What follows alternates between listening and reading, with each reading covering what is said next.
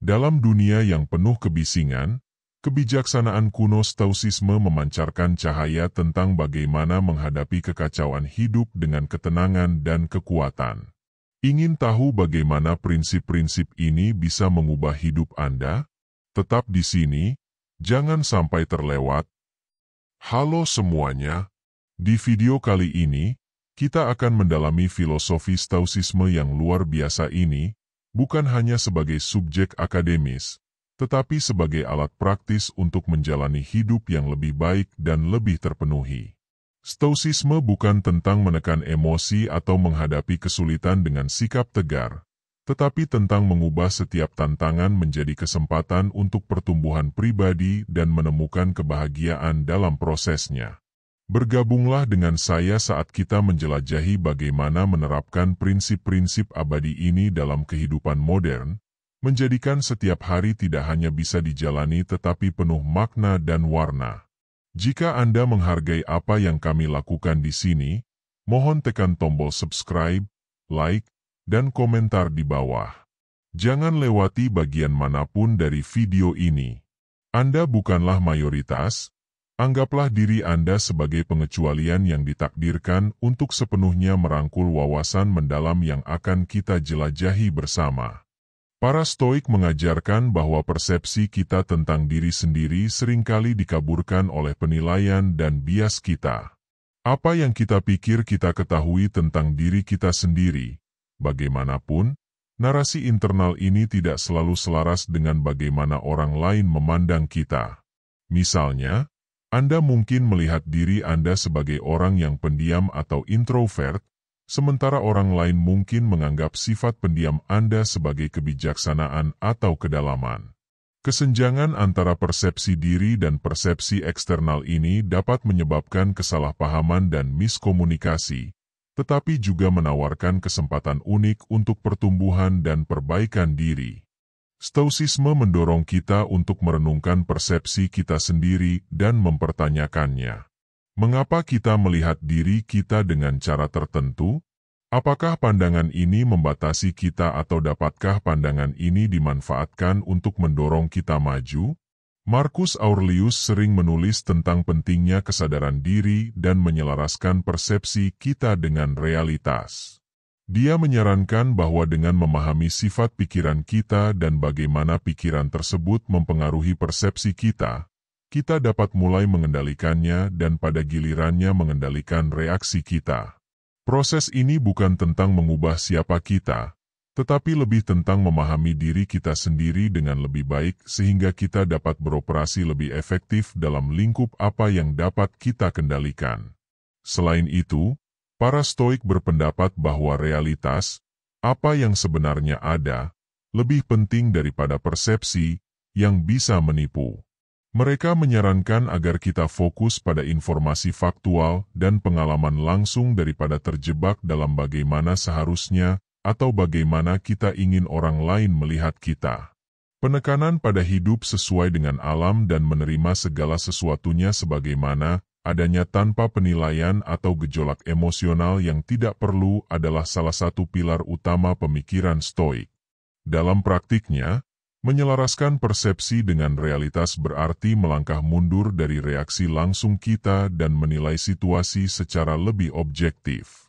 Artinya, menanyakan diri kita sendiri pertanyaan-pertanyaan sulit. Apakah kita bias? Apakah kita terlalu terikat pada identitas atau citra tertentu? Bagaimana persepsi kita selaras dengan nilai-nilai dan prinsip-prinsip Stoicisme? Dengan konsisten mempraktikkan pendekatan Stoik ini, Anda dapat mengembangkan perspektif yang lebih seimbang yang menghargai momen saat ini dan diri sejati Anda tanpa distorsi ego atau ketakutan. Saat Anda merasa marah karena sesuatu yang dikatakan seseorang, daripada bereaksi secara impulsif, Stoicisme mengajak Anda untuk berhenti sejenak. Mengapa Anda marah? Apa yang ada dalam situasi ini yang ada dalam kendali Anda? Refleksi ini adalah tentang mengenali ruang antara stimulus dan respons, ruang di mana Anda memiliki kekuatan untuk memilih reaksi Anda. Marcus Aurelius sering menulis tentang ruang ini.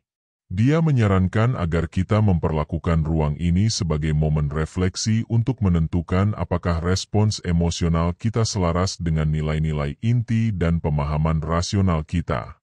Keindahan menguasai emosi secara stoik terletak pada kesadaran ini.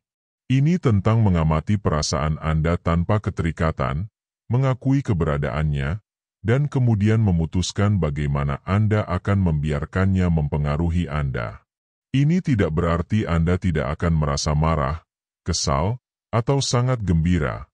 Sebaliknya, Anda mendekati emosi ini dengan kepala dingin dan strategi untuk mengatasinya secara konstruktif. Stoicisme juga mengajarkan kita untuk mengantisipasi dan mempersiapkan gangguan emosional.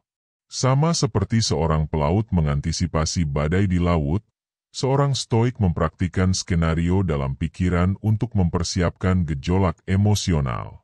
Latihan ini dikenal sebagai premeditatio malorum, melibatkan visualisasi tantangan dan persiapan mental untuk meresponsnya. Metode ini tidak hanya mempersiapkan kita untuk emosi di masa depan tetapi juga membantu mengurangi intensitas kejutan emosional. Lebih lanjut, para stoik percaya bahwa emosi dapat diubah dengan mengubah persepsi kita. Misalnya, jika Anda memandang tugas kerja yang menantang sebagai peluang untuk belajar daripada beban, respons emosional Anda beralih dari stres ke antusiasme. Pergeseran ini sangat penting.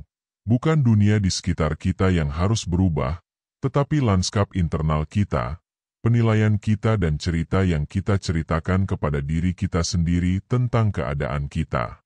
Senyuman, meskipun tampak kecil, adalah alat yang kuat untuk membentuk interaksi dan lingkungan kita.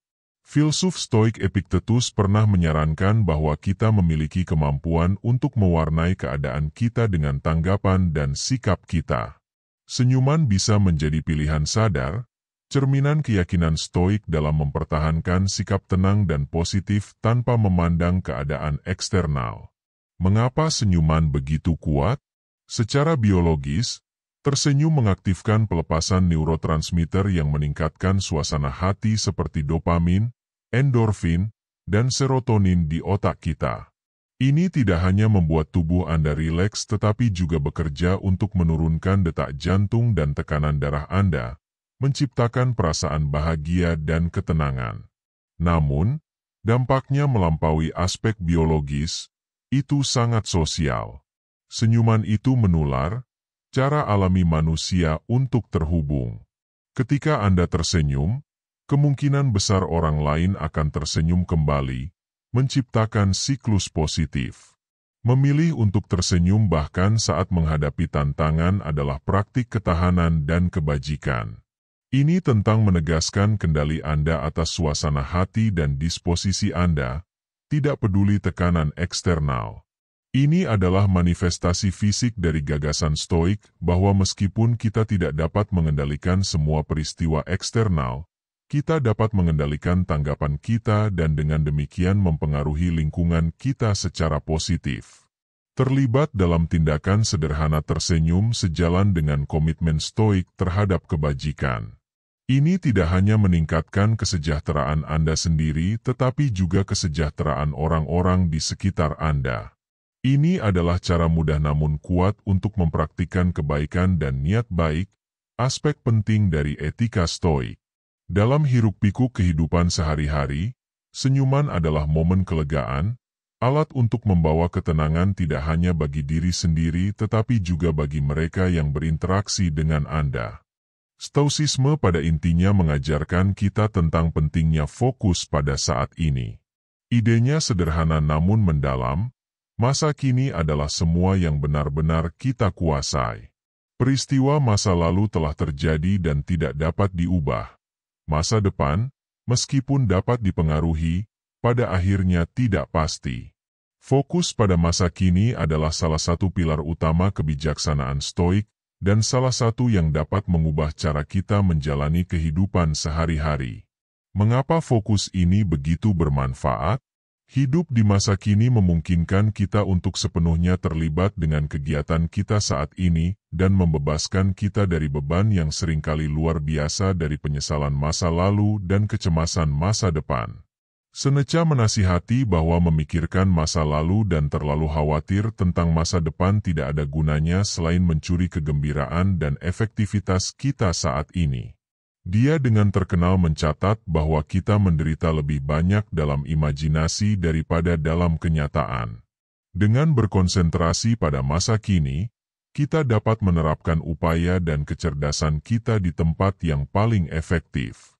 Ini bukan hanya tentang kesadaran yang sering dianggap sebagai bentuk meditasi belaka.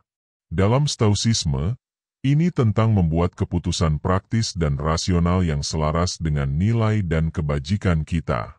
Ini tentang melakukan hal yang benar saat ini tanpa gangguan. Praktik hidup di masa kini juga melibatkan pengakuan dan penghargaan terhadap kebahagiaan dan kemenangan kecil dalam kehidupan sehari-hari. Ini mungkin berarti benar-benar mendengarkan teman Anda saat mereka berbicara, menikmati secangkir kopi dengan sepenuh hati, atau merasakan sinar matahari di wajah Anda saat berjalan-jalan.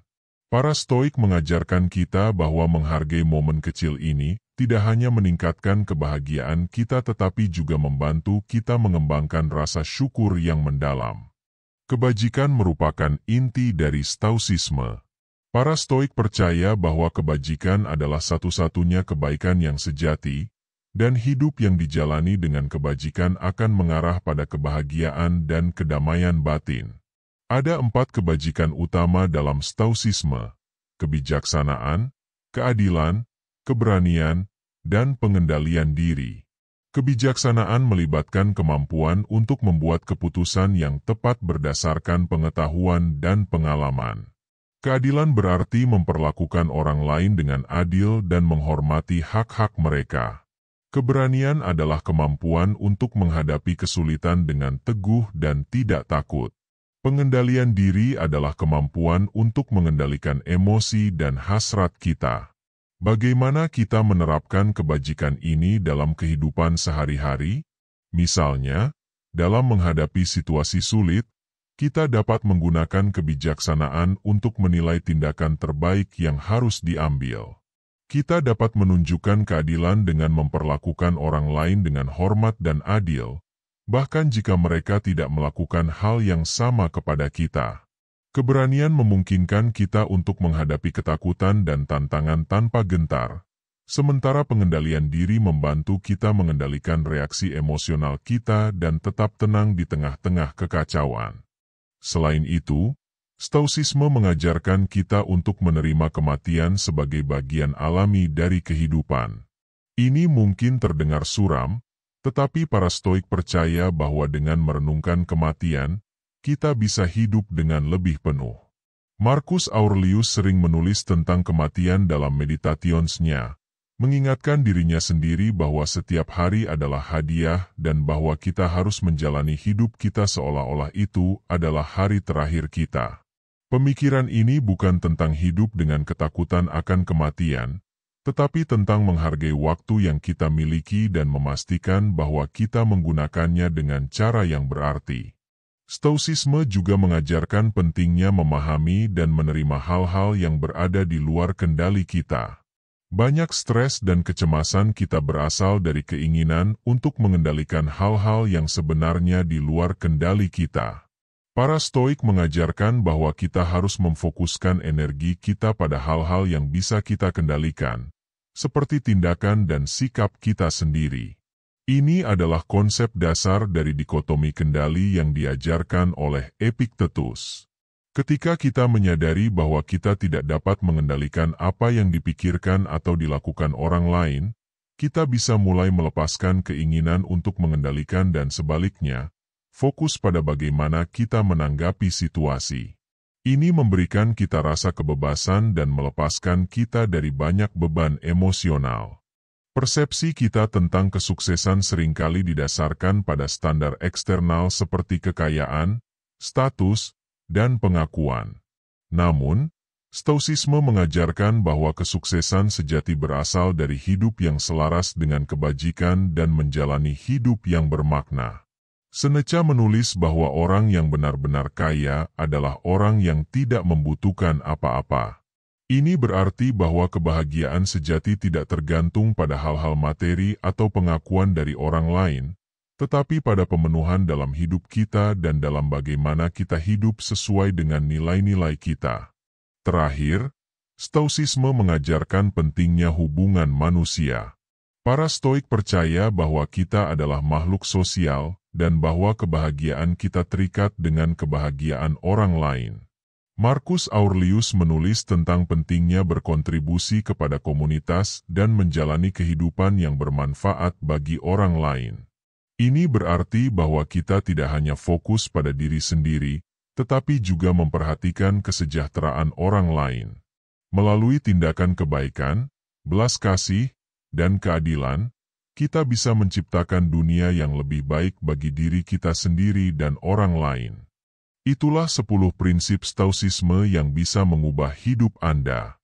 Dengan menerapkan ajaran ini, Anda bisa menemukan ketenangan, kebahagiaan, dan kekuatan dalam menghadapi tantangan hidup. Ingatlah untuk selalu menjaga keseimbangan, tetap bijaksana, adil, berani, dan mengendalikan diri. Jika Anda menikmati konten ini, jangan lupa untuk subscribe, like, dan tinggalkan komentar di bawah tentang bagaimana Stoicisme telah mempengaruhi hidup Anda. Terima kasih sudah menonton, dan sampai jumpa di video berikutnya.